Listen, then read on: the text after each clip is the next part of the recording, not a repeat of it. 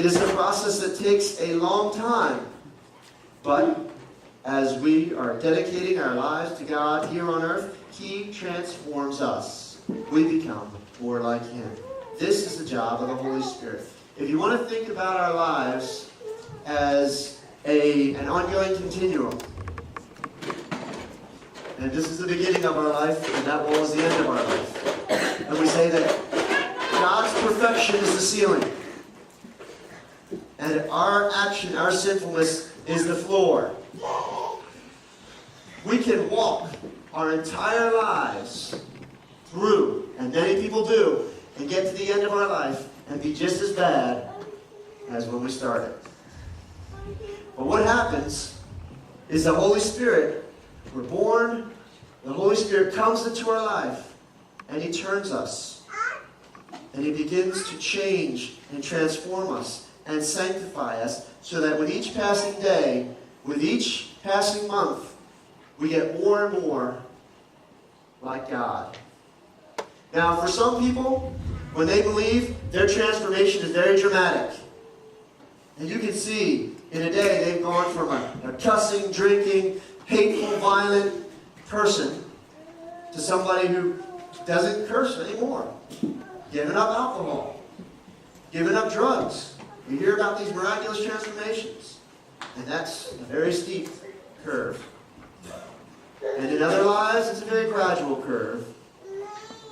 That with each passing day, maybe this day, we're learning a little bit.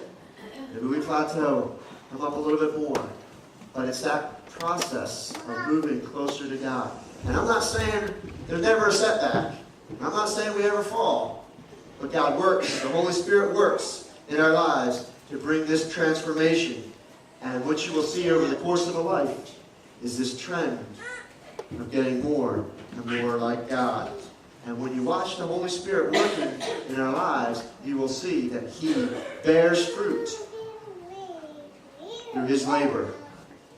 And what is that fruit? We call that fruit, the Bible calls that fruit, the fruit of the Spirit.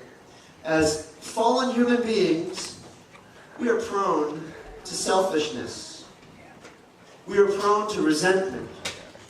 We are prone to despair. We are prone to worry. We are prone to rush in. We are prone to be hurtful. And we are prone to lose our self-control.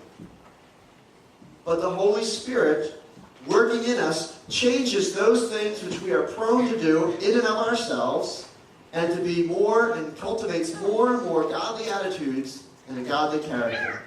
You see, the Holy Spirit is like a farmer, and we are like His little gardens. He plants seeds in us. Seeds of love, joy, peace, patience, kindness, gentleness, self-control. And He rips out the weeds of hatred, selfishness, prideful ambition, anger, jealousy, and gossip. The Holy Spirit is a patient farmer. He will weed out our pride and plant humility. He will weed out our selfishness and plant generosity. He will weed out our impatience, not the flowers, but the character trait. And He will plant a beautiful crop of patience in our lives. This is part of the ongoing work of the Holy Spirit in our lives. But God does not have Him here just to make us better people for better people's sake. He wants to make us better people, and He has a purpose for it. He has a purpose for our lives. You see, you may not realize it, but there's a battle going on, and we're involved whether we want to be or not. If we're not fighting for God, then we're actively engaged against Him. Because there's no passives in this battle. Inactivity is tantamount to fighting against God. You see, in a battle, soldiers each have a job. They each have a task. They work as a team to accomplish the mission. Each soldier has unique tools that are given to him to accomplish their assignment. Take a mortar team, for example. A mortar team has their mortar, cannon, and stand. One person will carry that. One person will carry the 15-pound ammunition rounds. Probably more than one person. They probably each have some of those. But the main job of one person is to deal with the ammunition. The main job of the other person is to deal with the cannon itself. And the main job of the third person is to calculate and pinpoint the target. They have the map. They have the electronic devices needed to figure out how far do we have to shoot that round to hit that target. All three are necessary. You can have the cannon and the map, but without ammunition, it's useless. You can have the ammunition and the map, but without the cannon, those rounds aren't going anywhere. If you don't have the map, you're not going to be able to find your target. You're just shooting off rounds wherever they may go. All three have their jobs. All three have their tools, and all three must work together to accomplish the mission. Each member of the team plays an important role. The Holy Spirit gives each of us tools to accomplish God's mission. And we each have specific assignments. You can find lists of these tools that are given in various places in the Bible. They're called spiritual gifts. God gives us these in order to accomplish the mission. The sergeant doesn't give the private the cannon just for the sake of carrying the cannon. The cannon's there for a purpose. God gives us our tools for a purpose.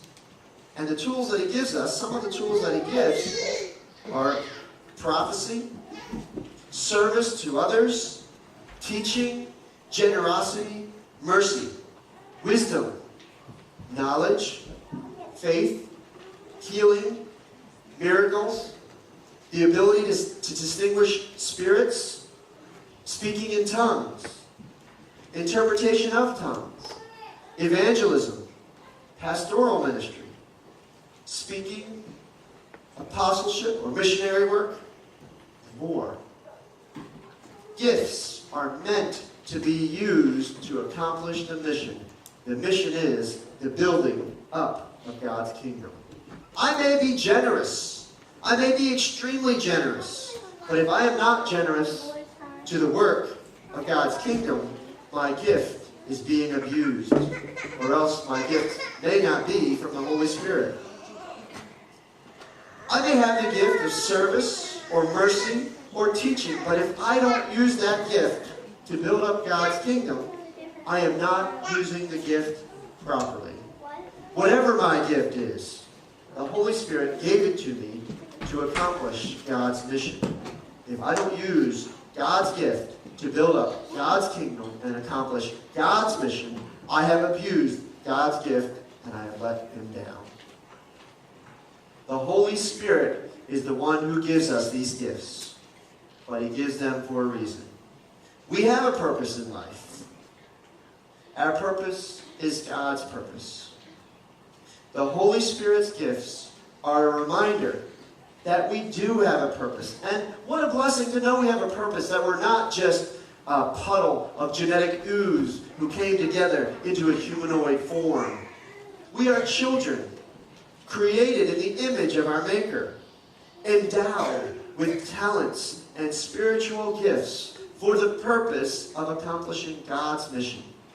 The bestowal of these gifts is the task of the Holy Spirit. I hope that you can see that the Holy Spirit is not only important, but essential to every Christian. He is one of three persons that makes up God. And while we may understand more about the other two, and so feel a natural affinity to them, it is actually the Holy Spirit that in many regards is He who is closest to us. When we start to understand this truth, as well as all the things that the Holy Spirit does for us and in our lives, then we begin to recognize the fruit of His labor in our lives. And we will grow, not only in our appreciation of the Holy Spirit, but in our ability to serve Him. we could become dynamic, spiritual